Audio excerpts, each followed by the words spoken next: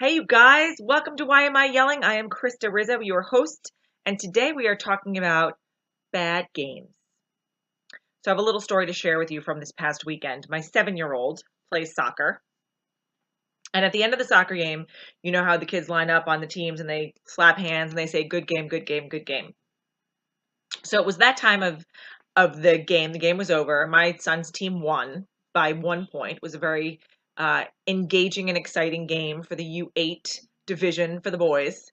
But at the end of the game, some of the children, instead of slapping each other's hands and saying good game, were saying bad game.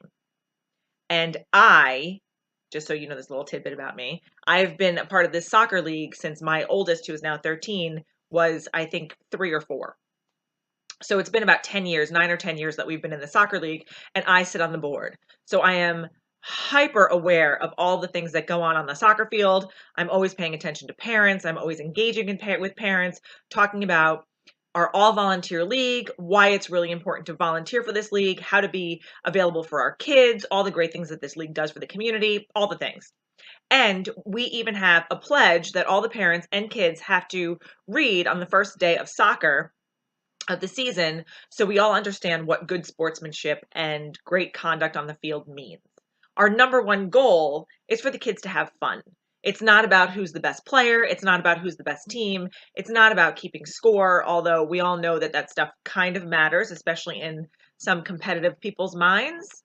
It really is, at the end of the day, wanting our children and our parents to enjoy their time with our community out on the field, learning and playing and engaging with each other. So after the kids started doing this, bad game hand slapping thing, I promptly lost my mind and had to have a conversation with my son because he is not the child who would start initiating that kind of thing, but he's also the child who might go along with it. So we had to have that conversation. We had to talk about good sportsmanship. We had to talk about what it means to stand up to your friends or your peers when you know that what they're saying is wrong and harmful and could be hurtful to somebody else. And you have to make an example out of yourself for being the better person and of your friends for calling them out for doing something that is unsavory, shall we say. So after our conversation, my son, who is also very sensitive, got a tear in his eye and he apologized. And I said, listen, I understand, especially as when you're a youngster, what this means. Going along with your friends seems to be the right choice, but it's not all the time. Sometimes it is, but not all the time. And here's why. And so we had the sportsmanship conversation, and we had the do the right thing conversation, and we had to live by the golden rule conversation, which we have quite often in my house. But really just as daily, regular reminders that kindness and doing the right thing and showing, gratitude and love and good sportsmanship is always the right answer. So I've now had to send a note to the board and let them know what I've seen. So we have to talk to the parents and send a note to the parents because this is all really important stuff. And I know there are some parents out there who are like, oh, they're just kids and let them be and let them whatever. But at the same time, we're all trying to promote positivity and encouragement with our children. And we need to do that with ourselves every single day. Every day is not a good game for any of us. We all have our trials and tribulations and things that we have to overcome and hurdles to clear. We all have our doubts, our self-deprecating thoughts, our questions about whether or not we're going to be successful or happy or be good parents or be good partners, be good friends, be good to ourselves. We all have to overcome those things every single day. Not every day is a good day. But even on the bad days, we have to try to find the reasons for the good days or the good in that bad day. Having a bad game, you're allowed to have about 37 seconds of sadness in my house and then get over it because it was just one game. Failing a test, you're not even allowed to be upset about failing a test because it's just one test.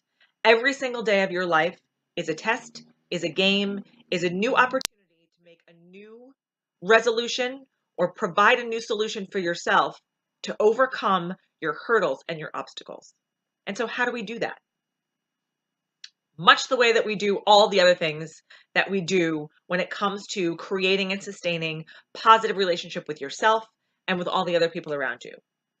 You have your 5 foundations.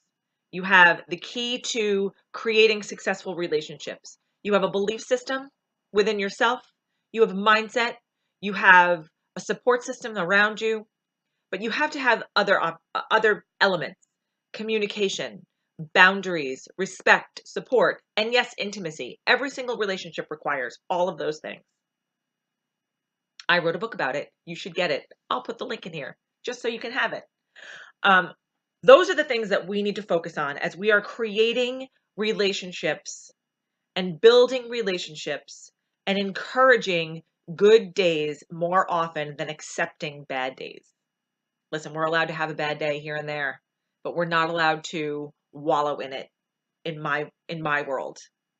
We're allowed to acknowledge it. We're allowed to not want to have it. We're allowed to, not really appreciate it sometimes. But then we have to pick it apart and find the things to be grateful for. Find the things that we still are happy and healthy and, for the most part, making good choices and making things happen for ourselves and for the people that we love around us. So, if you're having a bad day, take a deep breath, breathe it in, let it out. Do that a few different times. Release the bad energy. Find the good in your situation. Practice gratitude for that. And then put it to bed. Move forward. Don't dwell on it. And keep persevering. Because that is how you overcome a bad day. And encourage and support the people around you to help you do the same. That's empowerment. Have a great afternoon, everybody, and we'll be back here tomorrow. That is why I'm yelling for today.